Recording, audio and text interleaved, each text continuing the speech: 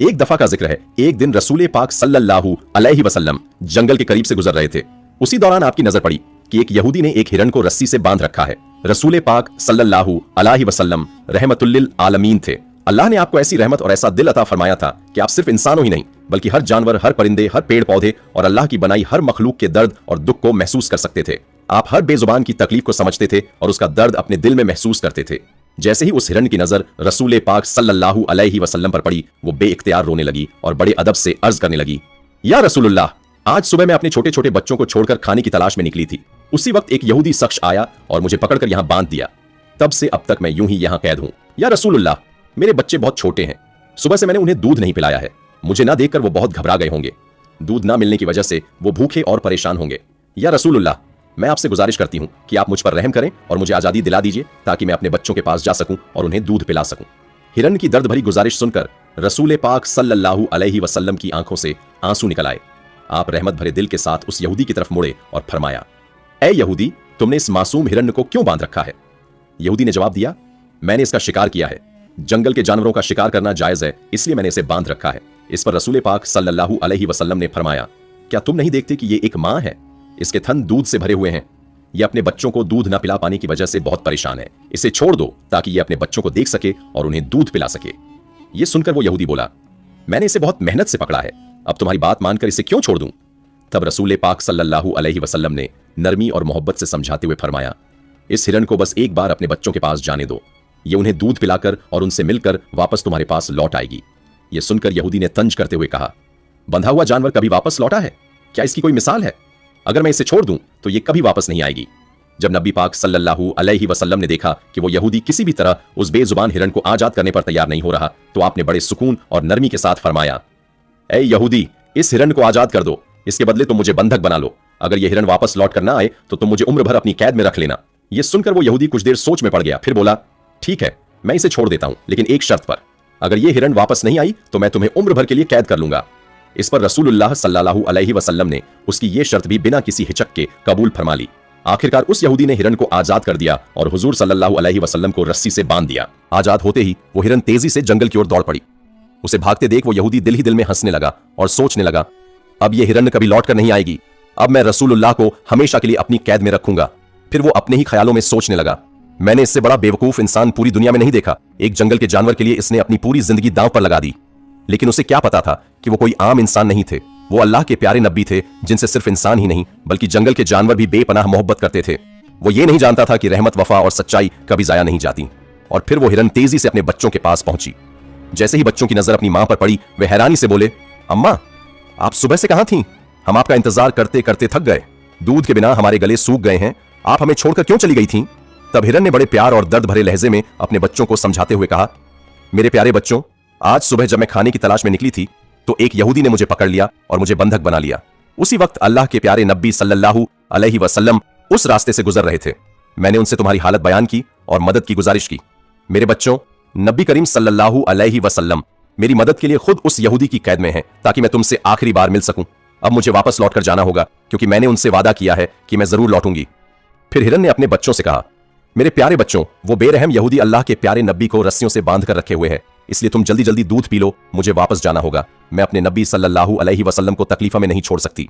जब हिरण के बच्चों ने यह बात सुनी कि उनकी मां के बदले नबी करीम सल्लल्लाहु अलैहि वसल्लम उस यहूदी की कैद में हैं और उनकी मां सिर्फ उनसे मिलने और उन्हें दूध पिलाने आई हैं, तो वो दोनों फूट फूट कर रो पड़े और बोले, अम्मा, आप ये कैसे सोच सकती हैं कि अल्लाह के नबी किसी यहूदी की कैद में हो और हम आराम से आपका दूध पी लें? नहीं अम्मा, हम आपका दूध नहीं पी सकते। हमसे अल्लाह के नबी की तकलीफ बर्दाश्त नहीं हो सकती। चलिए, हम भी आपके साथ चलेंगे। हम अल्लाह के नबी को अकेले तकलीफ में नहीं छोड़ सकते। इसके बाद हिरण अपने बच्चों के साथ जंगल की तरफ चल पड़ी। वक्त गुजरता चला गया लेकिन हिरण वापस नहीं आई। जब काफी देर हो गई तो वो यहूदी तंज भरे लहजे में नबी करीम सल्लल्लाहु अलैहि वसल्लम से कहने लगा, मैंने अपनी जिंदगी में तुमसे ज्यादा बेवकूफ इंसान कभी नहीं देखा। एक जंगल के हिरण के लिए तुमने खुद को मेरे कब्जे में दे दिया। क्या तुम्हें सच में लगता है कि वो हिरण वापस लौट आएगी? मैं तुमसे कहता हूं, वो हिरण कयामत तक वापस नहीं आएगी और कयामत तक तुम मेरी कैद में ही रहोगे। उस यहूदी की बात सुनकर नबी करीम सल्लल्लाहु अलैहि वसल्लम ने बड़े प्यार और नरमी से फरमाया, ए यहूदी, थोड़ा सब्र रखो, वो हिरण जरूर वापस लौट कर आएगी। यह सुनकर यहूदी जोर से हंस पड़ा और बोला, ए मोहम्मद, इन ख्याली बातों को छोड़ दो। मैं पूरे यकीन से कहता हूं वो हिरण कयामत तक वापस नहीं आएगी। इस तरह कुछ और वक्त गुजर गया। यहूदी अपने दिल में सोचने लगा, मोहम्मद को कैद में रखकर मैं इनके साथियों से बहुत सारा माल वसूल करूंगा। वो अभी ये सोच ही रहा था कि अचानक उसकी नजर सामने पड़ी तो उसने देखा कि सिर्फ हिरन ही नहीं बल्कि उसके साथ उसके बच्चे भी लौटकर चले आ रहे हैं। ये मंजर देखकर वो यहूदी हैरान रह गया। फिर नबी करीम सल्लल्लाहु अलैहि वसल्लम ने उस हिरन से बड़े प्यार से पूछा, ऐ हिरन, तुम अपने बच्चों को साथ क्यों ले आई?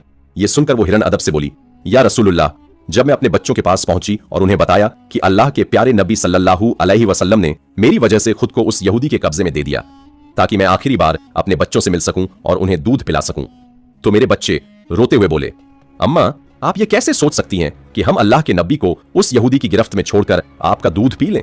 नहीं अम्मा, हम ऐसा कभी नहीं कर सकते। इसके बाद मेरे बच्चे भी मेरे साथ चल पड़े। फिर हिरन ने सिर झुकाकर अर्ज किया, या रसूलुल्लाह, अगर मेरी वजह से आपको जरा सी भी तकलीफ पहुंची हो तो मुझे माफ फरमा दीजिए। मैंने जाने अनजाने आपको परेशानी में डाल दिया। फिर नबी करीम सल्लल्लाहु अलैहि वसल्लम ने उस यहूदी की तरफ देखा और फरमाया, ए यहूदी, देखो तुम्हारी हिरन वापस लौट आई है। वो अकेली नहीं आई बल्कि अपने बच्चों को भी साथ लेकर आई है। अब तुम इनका जो चाहो इस्तेमाल कर सकते हो। और एक बात याद रखो, मैं अल्लाह का नबी हूं। अल्लाह ने मुझे इंसानों, जानवरों, परिंदों और पूरी कायनात के लिए रहमत बनाकर भेजा है। यह कहकर जब नबी करीम सल्लल्लाहु अलैहि वसल्लम जाने लगे तो वो यहूदी जोर से बोल उठा, या रसूल अल्लाह, जो हिरन आपकी मोहब्बत में वापस लौट आई, अब मैं समझ गया कि आप अल्लाह के सच्चे नबी हैं। या रसूलुल्लाह, मुझे अपने हाथों से कलमा पढ़ाकर मुसलमान बना दीजिए। अब मुझे उस हिरन की कोई जरूरत नहीं है। मैं उसे आजाद करता हूं और आपकी खिदमत में अपनी पूरी जिंदगी गुजारना चाहता हूं। इसके बाद वो यहूदी नबी करीम सल्लल्लाहु अलैहि वसल्लम के हाथों पर कलमा पढ़कर मुसलमान हो गया। सुभान अल्लाह। जब रसूलुल्लाह सल्लल्लाहु अलैहि वसल्लम मक्का के करीब पहुंचे तो हजरत ज़ैद बिन हारिसा रजी अल्लाहु अन्हु ने चिंता भरे लहजे में पूछा, या रसूलुल्लाह, आप मक्का में कैसे दाखिल होंगे? वही लोग तो हैं जिन्होंने आपको वहां से निकाला था, आपको तकलीफें दी थीं। इस पर नबी पाक सल्लल्लाहु अलैहि वसल्लम ने पूरे इत्मीनान और यकीन के साथ फरमाया, ज़ैद, अल्लाह ताला जरूर कोई ना कोई रास्ता निकाल देगा। वो अपने दीन की हिफाजत खुद करता है, वो अपने नबी की मददगार है और इसमें कोई शक नहीं कि अंत में जीत उसी की होगी। फिर रसूलुल्लाह सल्लल्लाहु अलैहि वसल्लम गारे हिरा के पास पहुंच और वहां से अखनस बिन शुरीक के नाम पैगाम भेजा कि क्या तुम मुझे मक्का में पनाह दोगे? मगर अखनस ने अफसोस जताते हुए जवाब दिया, मैं तुम्हारी मदद नहीं कर सकता। इसके बाद नबी पाक सल्लल्लाहु अलैहि वसल्लम ने मुतैम बिन अदी को पैगाम भेजा। मुतैम ने यह सुनते ही खुशी और इज्जत के साथ ये पेशकश मंजूर कर ली। उसने अपने बेटों और पूरे कबीले के लोगों को बुलाया, सबको हथियार दिए और खुद मक्का के दरवाजे पर खड़े होकर ऊंची आवाज में ऐलान किया, ए मक्का वालों, सुन लो, मैंने मोहम्मद सल्लल्लाहु अलैहि वसल्लम को अपनी पनाह में ले लिया है। अब कोई भी शख्स उनके खिलाफ कोई चाल नहीं चलेगा। फिर मुतैम बिन अदी खुद ऊंट पर सवार हुए और रसूलुल्लाह को अपने साथ लेकर हरम शरीफ की जानिब रवाना हुए। पूरा मक्का उस वक्त इस नजारे को खामोशी और हैरत से देख रहा था। दूसरी तरफ कुरैश और मक्का के मुशरिक दिन पे दिन कमजोर पड़ते जा रहे थे। उनके बुजुर्ग सरदारों ने जब ये बदलती हुई हवा महसूस की तो उन्होंने आपस में मशवरा किया और कहा, अब वक्त आ गया है कि हम पूरी ताकत झोंक दें, मुसलमानों को जड़ से मिटा दिया जाए, कोई कदम अधूरा ना छोड़ा जाए। उनके दिलों में अब भी पुराना गुस्सा और बदले की आग सुलग रही थी। वो सोचने लगे, अब समय आ गया है कि पुराने हिसाब बराबर कर दिए जाएं। फिर काफिरों ने मिलकर एक पक्का मंसूबा बना लिया। उन्होंने ठान लिया कि सारे कबीलों को इकट्ठा करके मुसलमानों का नामो निशान मिटा दिया जाए। इसी नीयत से 727 ईस्वी की जनवरी में तमाम मुशरिक और काफिर कबीले मदीना की तरफ निकल पड़े। वो रेगिस्तान की लंबी राहों से चलते, कभी थक के रुकते, कभी आराम करते, मगर दिलों में नियत एक ही थी, मुसलमानों को जड़ से खत्म करना। जब यह खबर रसूलुल्लाह तक पहुंची तो आपने फौरन अपने सहाबा किराम को बुलाया और गंभीर लहजे में फरमाया, एक तरफ अरब के तमाम मुशरिक इकट्ठा हो गए हैं और दूसरी तरफ हम कुछ ही मुसलमान। आज का दिन फैसला करेगा कि हक किसका है और गुमराही किसकी। ये सुनकर सहाबा किराम के चेहरों पर बेचैनी उतर आई। इतनी बड़ी फौज का हमें कैसे सामना करेंगे? उनके दिलों में डर और फिक्र थी। उसी वक्त हजरत सलमान फारसी रजी अल्लाहु अन्हु आगे बढ़े और बोले, या रसूल अल्लाह, यहाँ मदीना के तीनों तरफ पहाड़ हैं और सिर्फ एक तरफ खुला रास्ता है। अगर हम उस रास्ते के सामने एक बड़ी खाई खोद दें तो दुश्मन सीधे मदीना में दाखिल नहीं हो पाएगा। रसूलुल्लाह ने उनकी बात पर गौर किया और प्यार भरे लहजे में फरमाया, बिल्कुल सलमान, यही सबसे सही रास्ता है। फिर आपने अपने साथियों से कहा, मेरे दोस्तों, अपनी अपनी ताकत के मुताबिक जुट जाओ, यहाँ एक गहरी खाई खोद डालो ताकि काफिर सीधे हम पर हमला ना कर सकें। फिर अल्लाह की मदद और सबकी मेहनत से सहाबा किराम ने मदीना की हिफाजत के लिए एक बड़ी खाई तैयार की, करीब 4.5 किलोमीटर लंबी और 4 मीटर गहरी। ये कोई मामूली काम नहीं था, बल्कि एक सोचा समझा, बेहतरीन और हिकमत भरा इंतजाम था। उधर जब काफिरों का लश्कर मदीना के करीब पहुंचा और सामने उस बड़ी खाई को देखा तो सब दंग रह गए। उन्होंने अपने साथ अपने सबसे ताकतवर और मशहूर पहलवान अमर बिन अब्दुद को रखा था, एक ऐसा जाबाज योद्धा जिसका नाम सुनकर बड़े बड़े बहादुरों के दिल कांप उठते थे। जब अमर ने उस विशाल खाई को देखा तो हैरत और गुस्से से बोला, यह कैसी खाई है? इतने कम लोग इसे कैसे खोद सकते हैं? अब हम मदीना पर हमला कैसे करेंगे? उनके चेहरों पर मायूसी और बेचैनी साफ नजर आने लगी, क्योंकि उन्होंने सोचा था कि मुसलमान टिक नहीं पाएंगे, मगर अब हकीकत इसके उलट थी। वो मजबूर होकर 6 हफ्तों तक वहीं डेरा डालकर खड़े रहे, मगर ना आगे बढ़ सके, ना कोई चाल काम आई। फिर अम्र बिन अब्द वुद गुस्से और घमंड से भर उठा। उसने अपने लश्कर की तरफ देखा और कहा, यह खाई तो हमें जलील और कमजोर दिखाने के लिए बनाई गई है। मैं यहां बैठकर मदीना वालों का इंतजार नहीं कर सकता। मैं अभी इस खाई को पार करता हूं। जो मेरे साथ आना चाहे आए, और जो डरता है वो यहीं ठहर जाए। मैं देखता हूं कि मदीना वाले अब मेरे हाथों कैसे बचेंगे। ये कहकर उसने अपने घोड़े को ऐड़ लगाई। खाई के एक तंग हिस्से से छलांग लगाकर मदीना की जानिब दाखिल हो गया। जैसे ही वो अंदर पहुंचा, उसने तलवार निकालकर घमंड भरी आवाज में पुकारा, ऐ मुसलमानों, कहां हो तुम? क्या डर के अपने घरों में छुप गए हो? अगर तुम में जरा सी भी हिम्मत है तो सामने आओ और अम्र बिन अब्द वुद का सामना करो, वरना मेरी तलवार तुम्हें जवाब देगी। उसकी डरावनी गर्जना से वहां मौजूद कई बहादुर साहबा इकराम भी खामोश हो गए। किसी की जुबान ना हिली, सबकी निगाहें जमीन पर झुक गईं। उसी वक्त हजरत अली रजी अल्लाहु अन्हु उठे और अदब से अर्जा किया, या रसूल अल्लाह, मुझे इजाजत दीजिए, मैं जाकर अम्र को मार गिराऊंगा। इस पर रसूलुल्लाह ने नरमी से फरमाया, ए अली, बैठ जाओ। क्या तुम नहीं देख रहे कि तुम्हारे सामने कौन है? वो अम्र बिन अब्द वुद है, अरब का सबसे मशहूर और ताकतवर पहलवान। तुम अभी कम उम्र के हो, उसका मुकाबला करना आसान नहीं है। उस वक्त हजरत अली रजी अल्लाहु अन्हु की उम्र सिर्फ 23 साल थी। और फिर अम्र ने दोबारा गरज कर आवाज लगाई, ए मुसलमानों, डरे हुए लोगों की टोली, तुम्हारी वो जन्नत कहां है जिसका तुम दावा करते हो? तुम्हें शर्म नहीं आती? तुम कहते हो कि अगर तुम शहीद हुए तो जन्नत तुम्हारी होगी, तो क्या तुम्हें जन्नत की खुशबू पाने की हिम्मत नहीं? ये बात सुनकर भी कोई आगे नहीं आया। तब हजरत अली फिर से उठे और बोले, या रसूल अल्लाह, बस मुझे इजाजत दीजिए, मैं जाकर इस जालिम का मुंह हमेशा के लिए बंद कर दूंगा। इन अल्फाज में उनका ईमान, हौसला और इत्मीनान साफ झलक रहा था। और वही लम्हा था जब सबकी निगाहें हजरत अली पर टिकी थीं। रसूलुल्लाह सल्लल्लाहु अलैहि वसल्लम ने फिर नरमी से फरमाया, बैठ जाओ। ए अली, क्या तुम नहीं जानते कि तुम्हारे सामने कौन है? आपने अपने प्यारे दामाद की सलामती की फिक्र करते हुए कहा, सामने वाला एक जांबाज और लड़ीला आदमी है, उस जैसा योद्धा जो अकेले सैकड़ों के बराबर है। वो अम्र बिन अब्द वुद है, वो जिसने ऊंट के बच्चे को एक हाथ से रोक लिया था और दूसरे हाथ से दुश्मनों का मुकाबला किया था। ऐसे बहादुर के सामने यूं बेखौफ होकर कौन जाएगा? इतने में हजरत अली रजी अल्लाहु अन्हु तीसरी बार सीना तान कर खड़े हुए और बोले, या रसूल अल्लाह, बस मुझे इजाजत दीजिए, मैं जाकर इस काफिर का मुंह हमेशा के लिए बंद कर दूंगा। इस बार रसूलुल्लाह ने मुस्कुराकर फरमाया, ए अली, मैं यह नहीं सुनना चाहता कि मेरा अली हार कर लौटा, मैं बस यह सुनना चाहता हूं कि मेरा अली फतह के साथ लौटा है। इजाजत मिलते ही हजरत अली रजी अल्लाहु अन्हु ने एक हाथ में ढाल थामी और दूसरे हाथ में तलवार उठाई। उनके चेहरे पर ईमान की रोशनी थी और दिल में अल्लाह पर पूरा भरोसा था। वो सीना तान कर अम्र की तरफ बढ़े। अम्र पूरा लोहे के कवच में लिपटा हुआ था, सिर पर भारी लौ टोपी, बदन पर झिरा और आंखों में तकब्बुर का रंग। उसने हजरत अली को देखकर हंसते हुए कहा, ए लड़के, तू कौन है? क्यों अपनी मौत को बुलाने आया है? इस पर हजरत अली रजी अल्लाहु अन्हु ने शेर की दहाड़ जैसी आवाज में जवाब दिया, मैं वही हूं, हैदर, यानी अल्लाह का शेर। मेरी मां ने मुझे हैदर करार कहा है और आज तुझे दिखाऊंगा कि अल्लाह का शेर कैसे लड़ा करता है।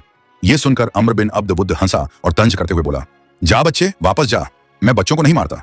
मगर हजरत अली रजी अल्लाहु अन्हु ने गुस्से में कहा, मैं तुम्हें मारने आया हूं। इतना कहते ही अम्र को गुस्सा आ गया और उसने हजरत अली पर जोरदार वार कर दिया। उसका वार इतना ताकतवर था कि हजरत अली की ढाल 2 टुकड़ों में टूट गई और तलवार की धार उनके गले के पास से निकल गई। मगर हजरत अली रजी अल्लाहु अन्हु शेर की तरह बदले में लुढ़क पड़े। उन्होंने भी पूरे जोर से और तेजी से वार किया। उस पल उनका वार ऐसा था कि अम्र की ढाल टूट गई और अम्र पर हजरत अली का वार इतना गहरा लगा कि वह 2 हिस्सों में बढ़ गया। कहते हैं कि उस वार की ताकत और साहस की मिसाल शायद ही इतिहास में कहीं और मिली हो। वही लम्हा था जब मैदान में ईमान और जीत की आवाज गूंज उठी। हजरत अली रजी अल्लाहु अन्हु उस लाश के पास खड़े होकर बुलंद आवाज में कहने लगे, तुम मुझसे क्या मुकाबला करोगे ऐ पत्थर पूजने वालों? मैं मोहम्मद सल्लल्लाहु अलैहि वसल्लम का वफादार बंदा हूं। अगले रोज रसूलुल्लाह ने सभी सहाबा इकराम को इकट्ठा किया और फरमाया, कल मैं वहां जीत का झंडा उस बंदे को दूंगा जिसके हाथ में अल्लाह ने फतेह लिख दी है। सुबह का वक्त हुआ तो रसूलुल्लाह सल्लल्लाहु अलैहि वसल्लम ने पूछा, अली कहां हैं? उन्हें मेरे पास लाओ। सहाबा इकराम ने अर्ज किया, या रसूल अल्लाह, अली की आंखों में तकलीफ है, वो ठीक से देख नहीं पा रहे। इस पर नबी पाक सल्लल्लाहु अलैहि वसल्लम ने फरमाया, फिर भी उन्हें मेरे पास ले आओ। जब हजरत अली रजी अल्लाहु अन्हु हाजिर हुए तो रसूलुल्लाह ने अपने मुबारक हाथों को उनकी आंखों पर फेरा। सुभान अल्लाह, उसी पल उनकी आंखें पूरी तरह ठीक हो गईं, मानो कभी कोई तकलीफ थी ही नहीं। फिर नबी पाक सल्लल्लाहु अलैहि वसल्लम ने फतेह का झंडा अपने प्यारे दामाद अली रजी अल्लाहु अन्हु के हाथों में दिया और फरमाया, अब यह झंडा उसके हाथ में रहेगा जिसके जरिए अल्लाह ताला ने हमें फतेह अता करी। हजरत अली रजी अल्लाहु अन्हु ने फतेह का झंडा थामा और आगे बढ़े। उनके पीछे तमाम सहाबा किराम थे। हर दिल में जोशे ईमान और हिम्मत की लहर दौड़ चुकी थी। जब वो किले के करीब पहुंचे तो देखा दरवाजा इतना भारी और विशाल था कि उसे खोलने या बंद करने के लिए 70 लोगों की जरूरत पड़ती थी। लेकिन अली रजी अल्लाहु अन्हु ने एक हाथ में तलवार थामी और दूसरे हाथ से उस बड़े दरवाजे को जोर से हिलाया। फिर ऊंची आवाज में कहा, चलो, अल्लाह के नाम पर अंदर जाओ। सभी सहाबा उसी दरवाजे से किले के अंदर दाखिल हो गए और हजरत अली ने उसे अकेले थामे रखा जब तक सब अंदर नहीं पहुंच गए। आखिरकार उन्होंने उस भारी दरवाजे को अपने दम पर उठाकर फेंक दिया। वो दरवाजा जिसे मिलकर भी 70 आदमी नहीं हिला पाते थे। जो शख्स अकेले उस दरवाजे को उठा ले वो कोई आम इंसान नहीं था, वो थे हजरत अली रजी अल्लाह अन्हु, अल्लाह के शेर। उनकी वो बहादुरी और उनका मजबूत ईमान उस दिन मदीना के हर दिल में हमेशा के लिए एक छाप छोड़ गया। और यूं उस दिन की मिट्टी ने एक ऐसी दास्तान देखी जहां ईमान ने तकद्दुर पर, सब्र ने तकब्बुर पर और यकीन ने तलवार पर फतेह हासिल की। हजरत अली रजी अल्लाह अन्हु की बहादुरी ने दुनिया को यह सबक दिया कि हक के रास्ते पर खड़े होने वाला कभी अकेला नहीं होता, क्योंकि उसके साथ अल्लाह ताला होता है। वो दिन सिर्फ एक जंग की जीत नहीं थी, बल्कि उस रूहानी ताकत की गवाही थी जो हर उस दिल में जिंदा रहती है जो मोहब्बत, ईमान और सच्चाई के लिए धड़कता है। प्यारे दोस्तों, अगर आपको ये वीडियो पसंद आई हो तो इसे लाइक करें, अपने दोस्तों और रिश्तेदारों के साथ शेयर करें और हमारे चैनल को सब्सक्राइब करना ना भूलें। इंशाअल्लाह हम फिर मिलेंगे एक नई वीडियो के साथ। तब तक के लिए अल्लाह हाफिज।